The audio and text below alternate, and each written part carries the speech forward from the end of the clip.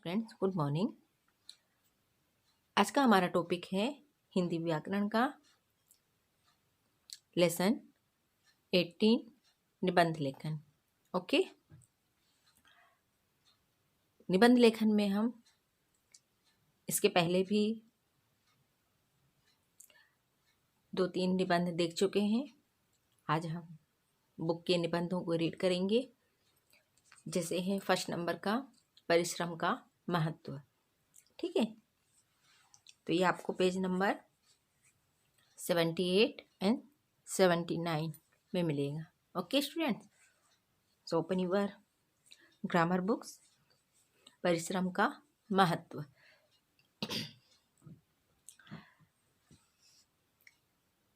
परिश्रम में ही विकास का रहस्य निहित है।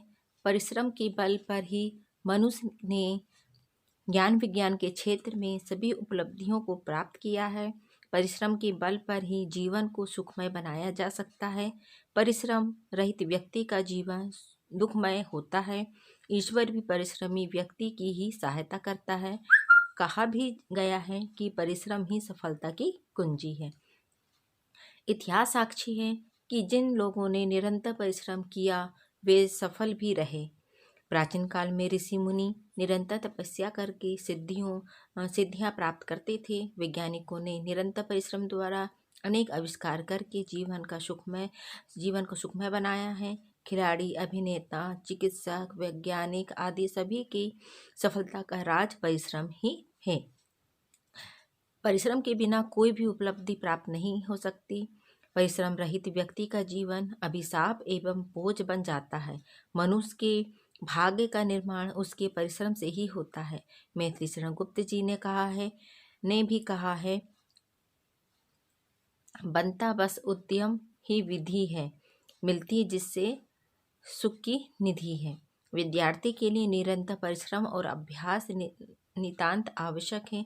जो बच्चे निरंतर परिश्रम करके अध्ययन करते हैं वे सफलता प्राप्त करते हैं, उनका जीवन सुखमय होता है। ऐसे बच्चे सभी के प्रेम के प्रिय होते हैं। परिश्रम से जी चुराने वाला विद्यार्थी अपने लक्ष्य से भटक जाता है। संसार की सभी उपलब्धियों के पीछे परिश्रम का ही हाथ है। परिश्रम में असंभव को भी संभव कर दिखाने की शक्ति है।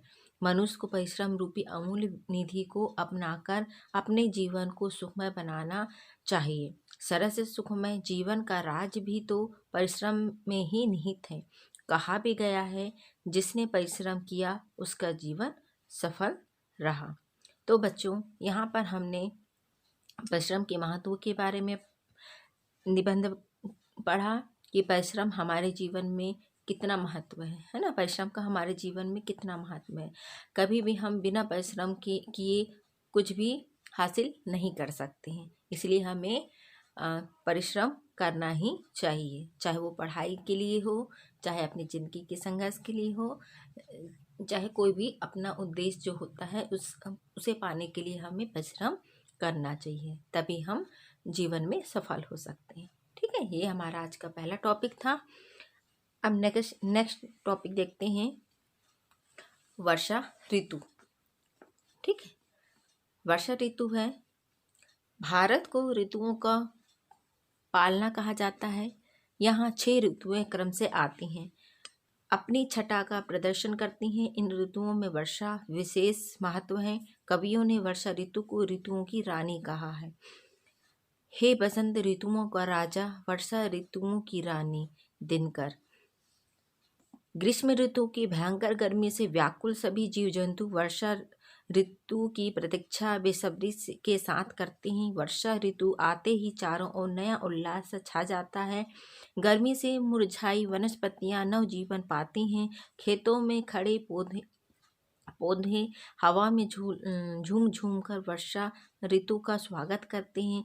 मोर नृत्य करके अपनी प्रशंसा को प्रकट करते हैं। मेढक टर टर बोलकर मानो वर्षा ऋतु का गाना गाते हैं। समान रूप से वर्षा की पहली बूंद पड़ते ही सबका मन खुशी से झूम उठता है। आषाढ़ माह के आते ही आकाश में काले काले बादल मंडराने लगते हैं।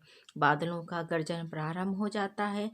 वर्षा की बौछारें पड़ने लगती हैं। सावन और भादों के महीने में वर्षा अपने यौवन पर होती है। कई कई दिनों तक वर्षा की झड़ी लगी रहती है।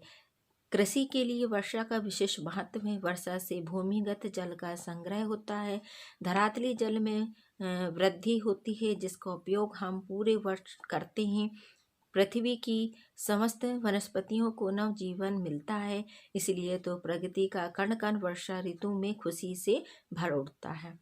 अतिवृष्टि से बाढ़ आती है। बाढ़ के कारण गांव उजड़ने लगते हैं। नगर तबाह होने लगते हैं। धन जन की बहुत क्षति होती है। चारों ओर त्राही त्राही मच जाती है। अतिवृष्टि के कारण बाढ़ की आशंका के बावजूद वर्षा ऋतु का अपना विशेष महत्व है। वर्षा ऋतु प्राणी मात्र को नया जीवन देती है। जीवन का अर्थ पानी भी है।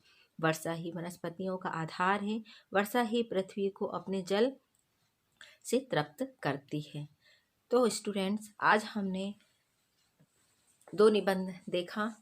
पहला परिश्रम का महत्व और दूसरा है वर्षा ऋतु। ठीक है, तो आप ये दोनों निबंधों को रीड करेंगे। ओके, ये आपका होमवर्क है। Okay student.